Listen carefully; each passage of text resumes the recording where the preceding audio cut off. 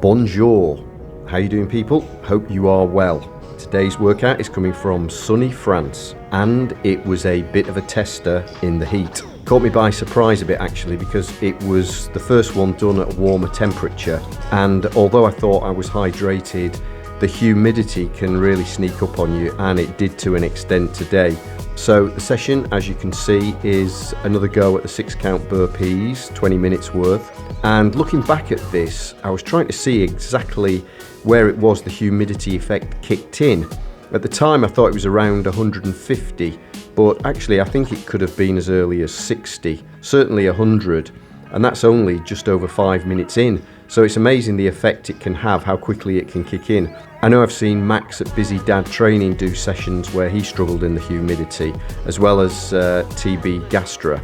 I know from my own experience when I was playing squash, I used to do a session in the morning and then in the afternoon find a sunny spot and snooze in the sun, which may have been pretty hot. And then when it came to the afternoon session, I would feel drained and think, where's my fitness gone? So yes, the sun is very draining, especially if you are trying to train with a good degree of intensity. So the end number I got was down a bit here, but I did reprieve myself on the International Burpee Day. I just managed to squeeze in 325, although I had about 7 or 8 seconds to spare with another bit of a mess up. Because I was on a squash court, the streaming signal failed and it didn't record. So I'll have to try and do that again and record it. I spent about 4 seconds trying to get the signal back and then quickly decided it was best to just carry on. I was also pretty stiff from my first step running session in a while. When we're here, I run up the apartment building's stairs, which is 23 floors and takes about 3 minutes to get to the top. I can show you here what it looks like. It's a brilliant training session. Step running has always been a favourite of mine, favourite in inverted commas. And it's just so much more demanding on the legs than normal running. Not that normal running is not a great way to train, it absolutely is, but steps add more of a strength aspect to the legs, I think.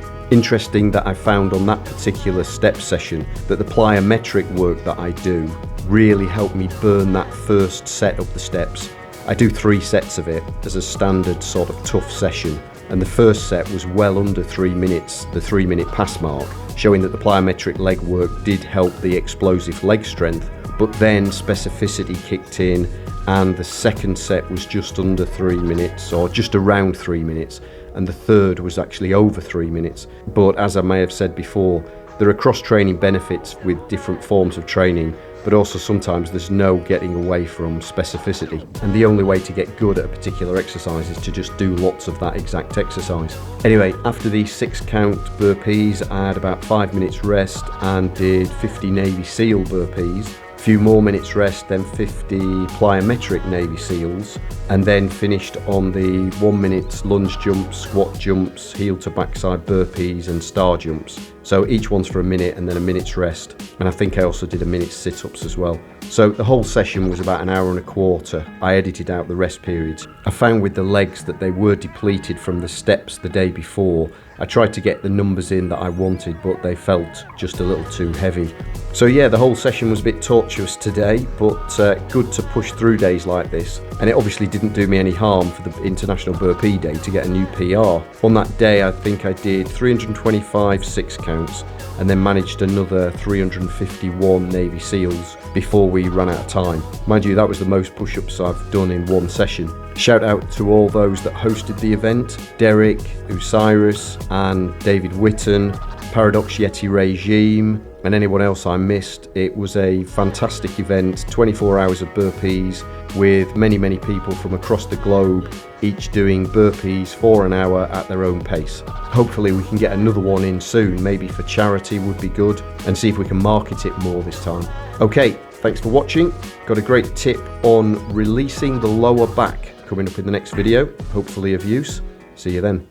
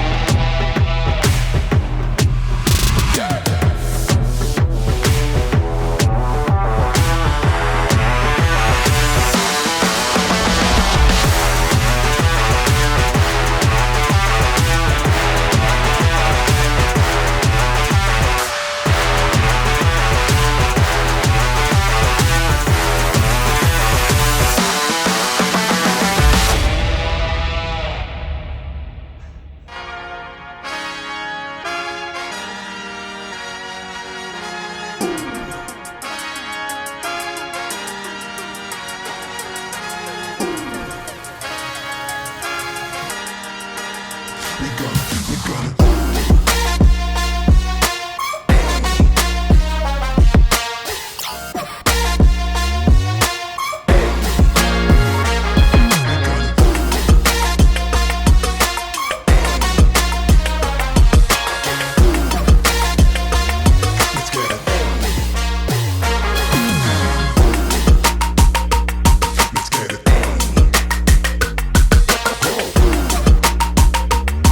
get it.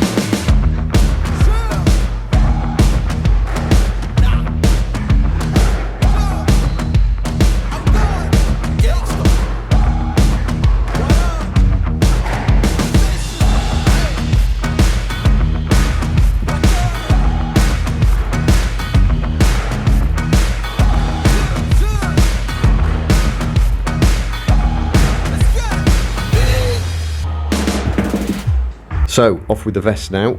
I had 2 minutes rest here after the seals before starting the jumps.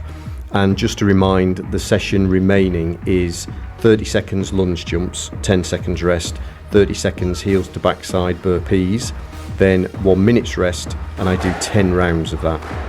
Every other round is star jumps rather than the jumping burpees. I did a minute or so sit-ups at the end as well.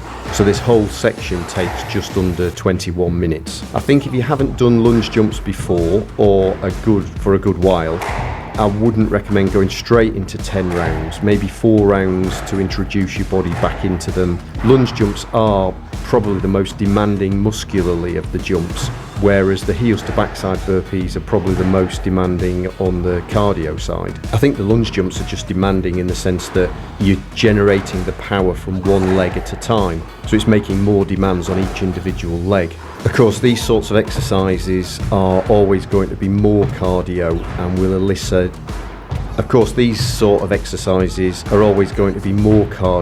and will elicit a bigger jump in your VO2 max than the Navy SEALs, simply because quads, hamstrings and glutes are just bigger muscles than the shoulders, triceps and pecs. You have to get very good at Navy SEALs to get that higher cardio level. Basically, the more demands on the bigger muscle groups, the more oxygen you need to feed them. Of course, the Navy SEALs are a great way to get the upper body strength at the same time as the cardio. But I just personally like to supplement them with some leg work, and this session definitely is going to destroy my legs for sure. I think the only leg muscles it's not getting that much is the calves. So I suppose my source of working the calves would be going for a run. I sometimes do court sprints. Skipping would be another great one, which is very concentrated on the calves. And jumping jacks actually work your calves as well when you're keeping on your toes. So if you wanted to skip forward to the last minute, I'll just have one more little comment then, just to see how my form's doing, so you can see if I'm actually falling apart yet.